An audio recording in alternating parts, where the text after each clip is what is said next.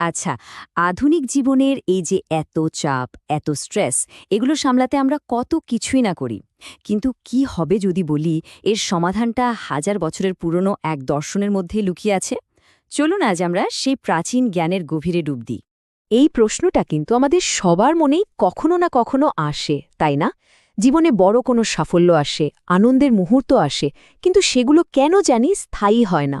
একটা ইচ্ছা পূরণ হতে না হতে আরেকটা নতুন ইচ্ছা এসে হাজির হয়, আর সুখটা যেন হাতের মুঠো থেকে বারবার পালিয়ে যায়।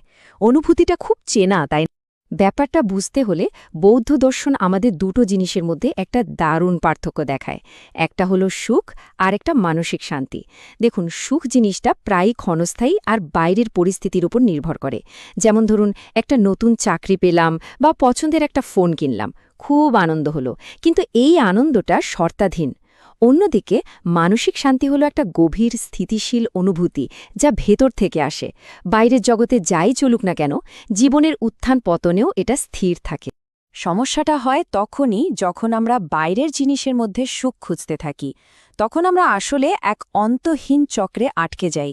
বৌদ্ধ দর্শনে এটাকে বলা হয় তন্হা বা আকাঙ্ক্ষা, মানে একটা ইচ্ছা পূরণ হলেই আরেকটা নতুন ইচ্ছা জন্মায়, আর এর ফলে আমরা একটা অতৃপ্তির বৃত্তে ঘুরতেই থাকি, যেখানে সত্যিকারের সন্তুষ্টি পাওয়াটা ভীষণ কঠিন হয়ে পড়ে। তাহলে প্রশ্ন হল, এই চক্র থেকে বেরোনোর উপায় কি? এখানেই প্রাচীন দর্শন আমাদের একটা বিকল্প পথের সন্ধান দেয়, আর সেই পথটা হল মানসিক শান্তি খুঁজে পাওয়ার পথ। মানসিক শান্তি মানে কিন্তু এই নয় যে জীবনে কোনো চাপ বা সমস্যা থাকবে না। এর আসল অর্থ হল মনের ভেতরে এমন এক স্থিরতা আর প্রশান্তি খুঁজে পাওয়া যা বাইরের কোনো পরিস্থিতি কেড়ে নিতে পারে না। এটা আসলে সবকিছুকে তার আসল রূপে মেনে নেওয়ার একটা ক্ষমতা তৈরি করে দেয়। এই দর্শনকে শুধু একটা ধর্ম হিসেবে না দেখে, বরং আমাদের মনের জন্য একটা অপারেটিং সিস্টেম হিসেবে ভাবা যেতে পারে। এটা আমাদের মানসিক স্থিতিশীলতা অর্জনের জন্য কিছু দারুণ কার্যকরী টুলস বা সরঞ্জাম হাতে তুলে দেয়। তো মানসিক শান্তি অর্জনের জন্য এই দর্শন মূলত দুটো নীতির কথা বলে। এর প্রথম ধাপটা হল আমাদের ভেতরের জগৎকে নিয়ন্ত্রণ করা, মানে সহজ কথায় নিজের মনকে ট্রেনিং দেওয়া বা প্রশিক্ষিত করা। আর এই ট্রেনিংয়ের মূল ভিত্তিই হল মাইন্ডফুলনেস বা সজাগ মনোযোগ। এর মানে হল নিজের চিন্তা, অনুভূতি বা শরীরে যা কিছু ঘটছে সেগুলোকে কোনো ভালো মন্দ বিচার না করে শুধু লক্ষ্য করা। এটা আমাদের নিজেদের মনকে গভীরভাবে বোঝার একটা শক্তিশালী উপায়। আর এটা অনুশীলন করা কিন্তু খুব কঠিন কিছু নয়। কিছু সহজ উপায় আছে। যেমন ধরুন, প্রতিদিন মাত্র কয়েক মিনিটের জন্য নিজের শ্বাস-প্রশ্বাসের দিকে মনোযোগ দেওয়া। মাথায় যখন কোনো চিন্তা আসবে, সেটাকে আকাশে ভেসে যাওয়া মেঘের মতো দেখা, সেটার সাথে জড়িয়ে না পড়া। আর সকালে ঘুম থেকে উঠে কয়েক মিনিটের জন্য মেডিটেশন করা, কারণ তখন আমাদের মনটা সবচেয়ে শান্ত আর স্থির থাকে। আর সবচেয়ে ইন্টারেস্টিং ব্যাপার হলো, এই অনুশীলনগুলো শুধু আধ্যাত্মিক কোনো বিষয় নয়, এর সলিড বৈজ্ঞানিক ভিত্তিও আছে।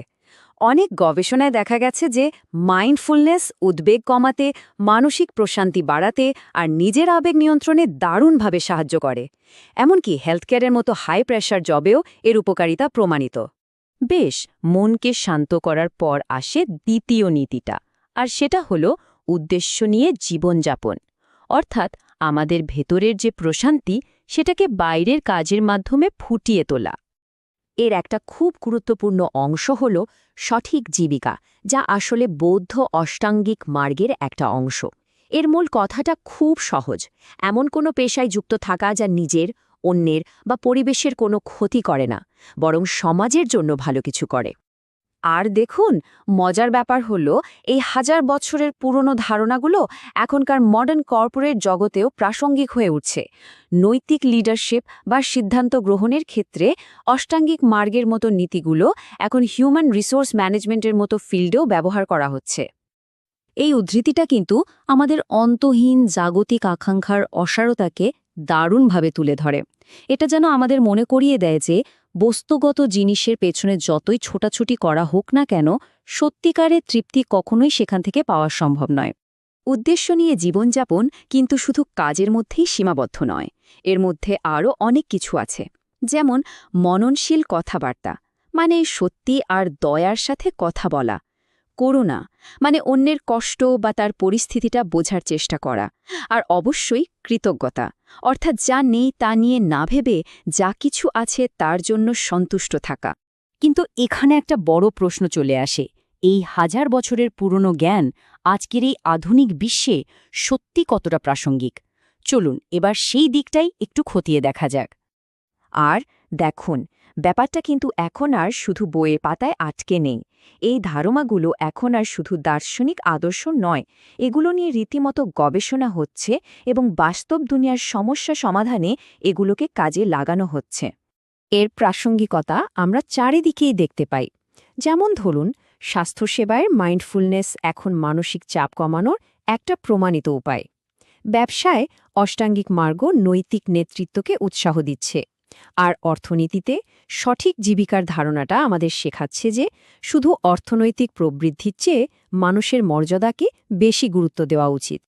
আধুনিক অর্থনীতির একটা বড় চ্যালেঞ্জ হল কর্মসংস্থানহীন প্রবৃদ্ধি। মানে দেশের অর্থনীতি হয়তো বড় হচ্ছে, কিন্তু মানুষের জন্য নতুন চাকরি তৈরি হচ্ছে না। সঠিক জীবিকার দর্শন ঠিক এখানেই একটা বিকল্পের কথা বলে।